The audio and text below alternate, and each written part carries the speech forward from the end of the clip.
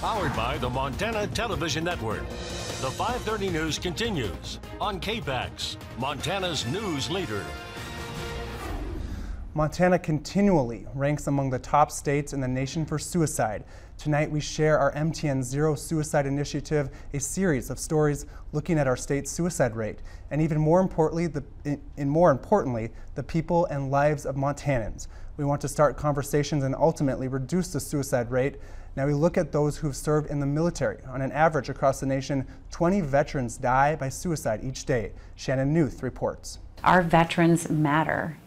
They matter. Get help, come forward. 1 out of every 10 Montanans has answered the call to serve in the military, each with their own unique story of service and experience, and some with invisible wounds. Veterans have a unique experience in that they're exposed to dangers that potentially increase their risk of mental illness if treatment isn't sought, and then increase their risk for suicide.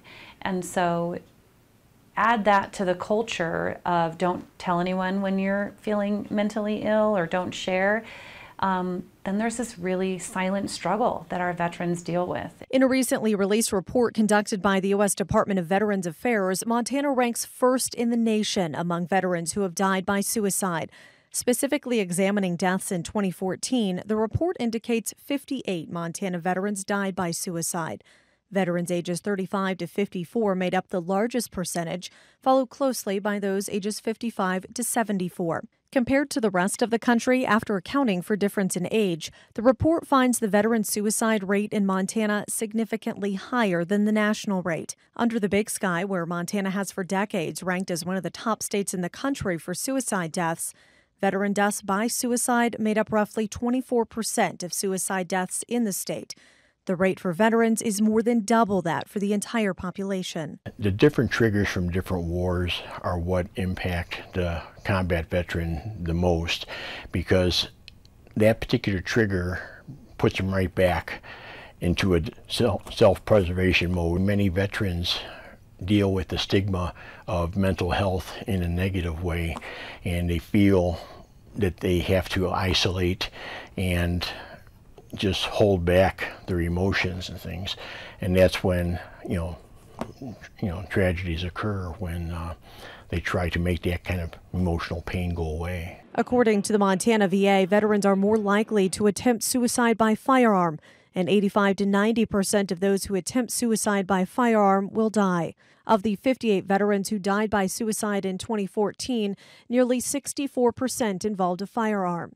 Resources are available across the state, and places like the VA are working to ramp up suicide prevention efforts with programs like Coaching for Care and the Reach Vet program. The VA also has a Veterans Crisis Line. Between October 2016 and September of 2017, 453 veterans have called that line.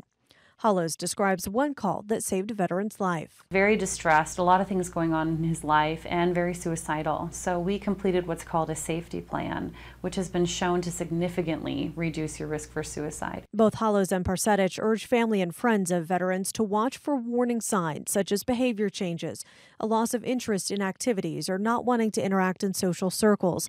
They say that oftentimes friends and families will be the ones to notice changes first and point the veteran to help. So there is a fear there related to, if I talk about it, shame, something will be there. And we really have to, as a state, say, no, it's okay. It's okay to be depressed. It's okay to feel broken. It's okay to have these demons. And it's more okay to talk about it. It's not a hopeless situation. When you come back from a horrific situation like that, that's perfectly normal feeling that your world's been turned upside down. But you have a lot of value. Don't write yourself off. There are resources available for anyone who needs it. We have many of those resources online. Just head to KPAX.com. After the break, we could be seeing some light rain throughout the weekend. Meteorologist Russ Thomas will be in with more on the weekend's forecast. All this and more coming up next.